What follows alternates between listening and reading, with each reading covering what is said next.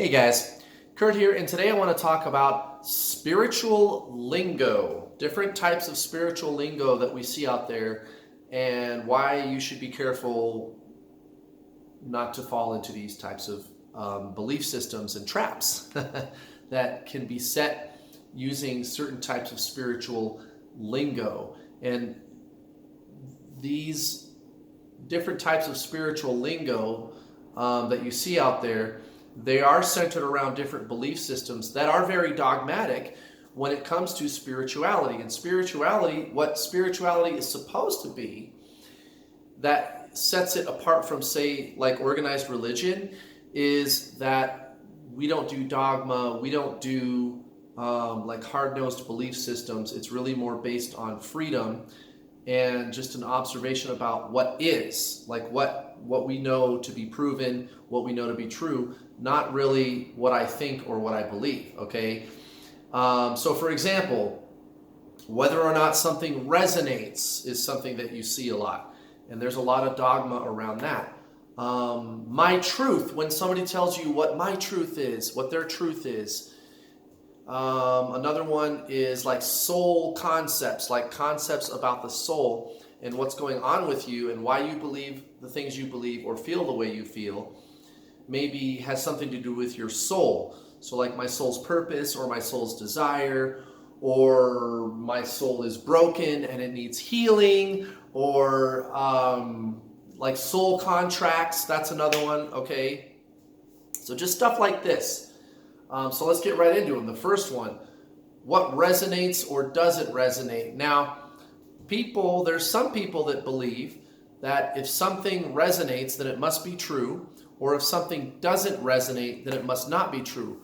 Well, now, hold on a second. What if, and I'm sure every one of you knows somebody like this, we probably all do, what if you have a friend who is dating somebody else? So your friend is a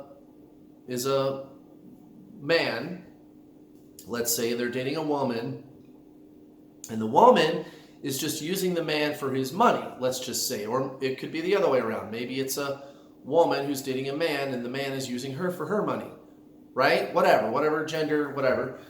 Just go with me here, right? One person has a lot of money and the other person is using the other one for the money. And you tell your friend, I think they're just using you for your money. Well, that just doesn't really resonate. We really get along great, and I just know they care about me, and I just feel it in my heart. It's my truth and my soul's truth that it just really resonates with me, that he just loves me, and we're just all in love, and it's not about money, no. Well, I don't know, but look at this thing that they're doing, and look at this thing that they're doing, and look at this thing that they're doing. And you and all your other friends, like maybe you have, like it's a big group of friends, and this particular person is one friend in the group of friends, and all the friends are telling them, I think they're just using you for your money, dude. And their family is telling them, I think this person is using you for your money. I don't think so, guys. That just doesn't resonate. I just don't believe that. Right? It just doesn't resonate, right? Okay. Now, whatever it is with this person, they're all in love, whatever. That's why it just doesn't resonate with them. All right? And this is a situation that probably all of you have seen. And some people who believe themselves to be very, very spiritual, they use certain lingo like this, like what resonates or doesn't resonate. And they have this very dogmatic approach to how they live their life. And it actually can be something very flimsy, like just getting attached to certain lingo, like thinking that the way you can tell if something is good for you or not is whether or not it resonates with you. And people, that's the thing about dogma that's really crazy, is people get attached to lingo like that. And they build all kinds of belief systems about it. And I mean, just look at twin flames, like some of the other stuff that I do on this channel. With twin flames, there's all this dogma about divine masculine and divine feminine, and it must have something to do with gender, and it doesn't have anything to do with gender at all. Okay, and the reason why people use those terms is because of old belief systems and old dogma that people have, right? And it's the same with this word resonates, resonates, resonates, resonates. They see it everywhere. Just because something resonates with you doesn't mean it's true. There's people, guys, that think that the earth is flat.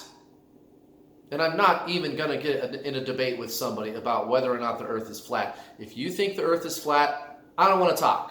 I really don't want to talk. I'm really done having that conversation with people because it's so easy to figure out what shape the world is, okay? It's a sphere.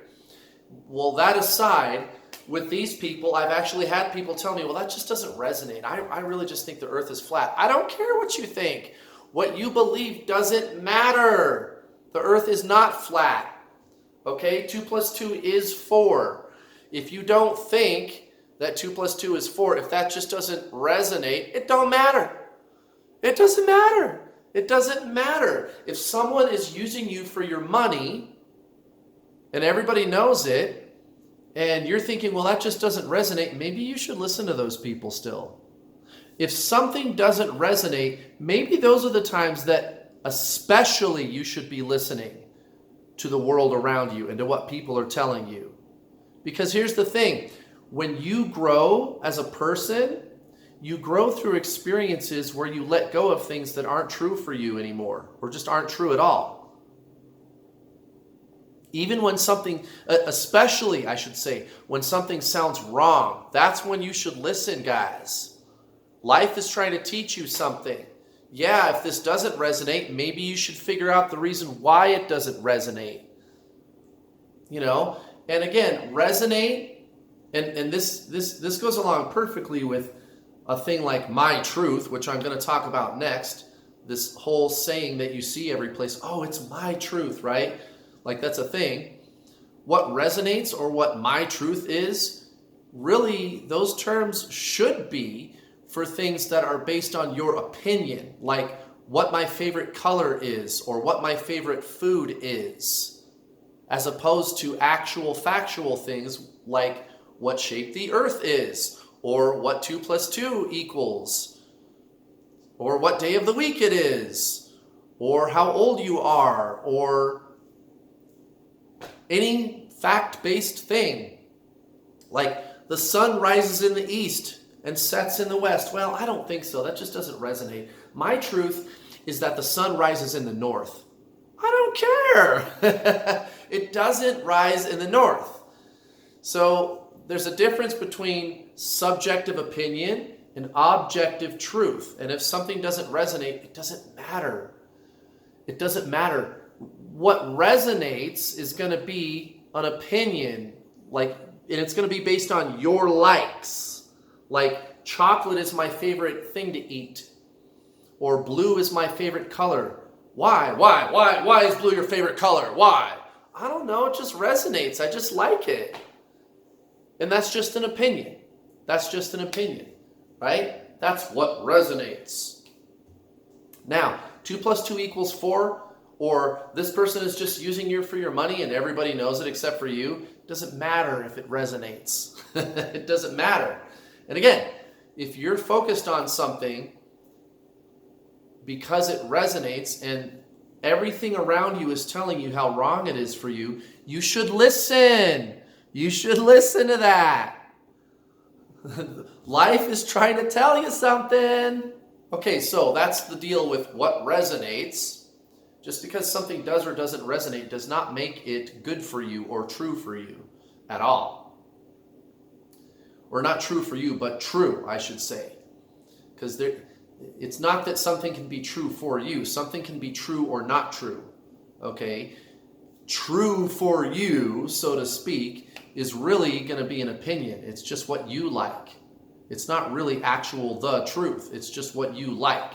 It's not that something can be true for you. People just say that because people like to use this slippery language, which is what this video is all about. People like to use tricky, slippery language. Like, this is my truth. You can't have my truth. You can have the truth, but you cannot have my truth. Right? And you see people do that all the time. And usually when people say a thing like my truth, they are judging somebody else, saying that somebody else is doing something wrong, when really somebody is doing something innocent. You see that all the time, like, oh, well, yeah, well, my truth is that, you just can't be that way. And you're supposed to be like this. That's my truth. And I'm going to live by my truth. And all these people, you are all wrong. And all you people, you don't know what you're doing. That's my truth. And like you'll see that like in political circles too. Like, my truth is that it really is just like this. And you guys don't know what you're talking about. And that's what I see. That's just my observation, guys. That's my 2 cents. Whenever I see somebody using the words, my truth, you can't have my truth. You can have your opinion. There's the truth and there's not the truth, which is a different area of life than your opinion. What you like or don't like cannot be the same as what is or is not. There's your opinion, and then there's what is or is not. Those are 2 different things. You can't have my truth. And again, if something resonates or doesn't resonate, doesn't make it true or not true.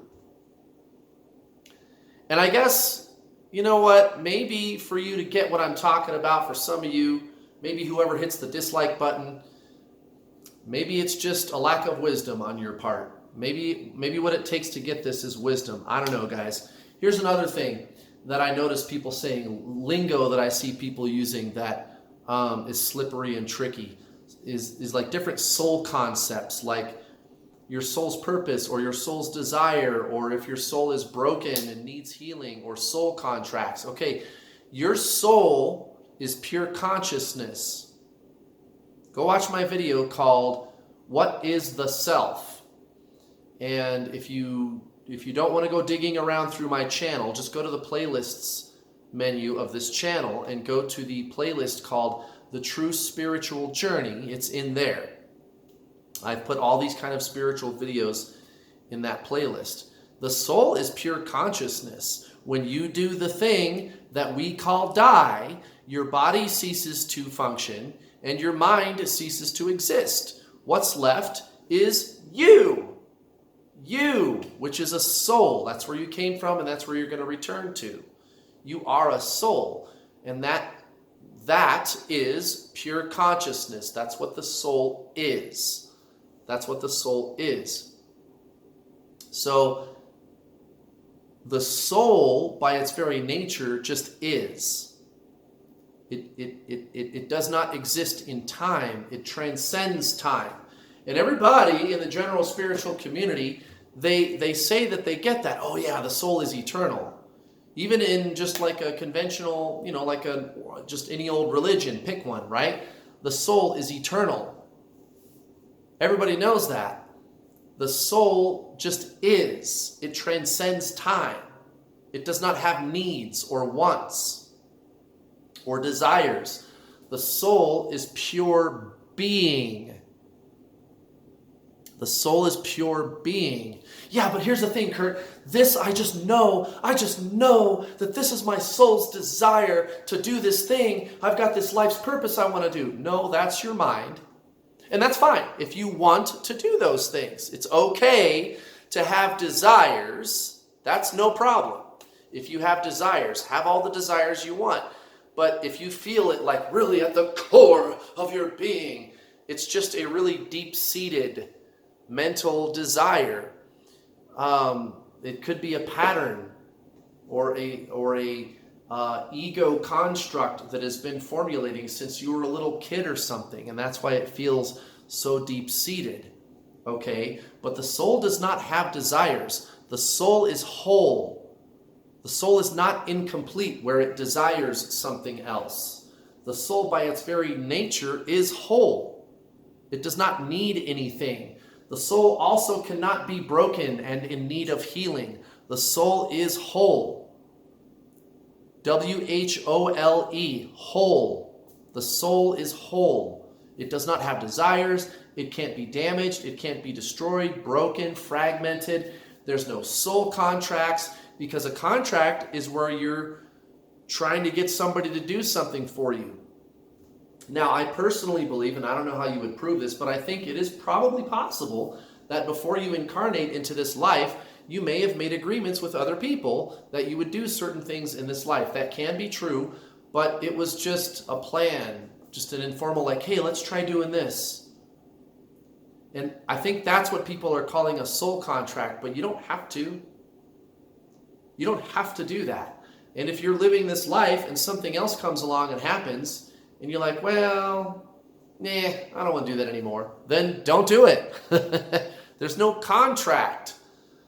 There could be like I said, like an agreement, like, yeah, let's try to do this thing in this life. All right, I'll be me and you'll be my best friend and we'll go through these experiences together. You know, there could be that. And I think that's what people are calling a soul contract. But people take it too far, I think. And they believe that a soul contract is like this thing that you're required to do. And I have to finish fulfilling this contract and I can't move on until I do that. You guys, that's not true. That's not true. Your soul is freedom. Your soul is whole. It doesn't need anything. It's free. It needs nothing. Your soul is whole and free. It needs nothing outside of itself. Nothing. There's no soul contracts. There's no soul contracts. Again, there can be like a general, like, hey, I'm going to try to accomplish these things in this next incarnation. Can you try to help me? You know, but there's no obligation. You don't have to do those things. And I don't even know if that's true. That's just kind of my opinion about what I think could be going on before you incarnate into this life. I don't know how you would prove that. So, you know, and there's probably going to be a whole bunch of you that are going to say, Kurt, read this book, this book, this book, this book. I'm probably not going to read any books, guys, or watch any videos or anything, because anything you could say is just going to be based on somebody else's experience or somebody else's opinion or some out-of-body experience that somebody else had. And here's the thing about spirituality. It's about your experience, not about somebody else's. Not about somebody else's. Are there soul contracts? If you want to believe that there's soul contracts, believe that. But here's the thing. It can't be that it's a requirement, because the soul doesn't require anything. It could be like a plan that there was before you incarnated into this life, but it's not going to be a requirement. There's no desire, purpose. The soul doesn't need anything, want anything, nothing. The soul is whole and it's free, and that's the truth. That's the truth, you guys. So set yourself free. Know the truth and be free. Have a good week.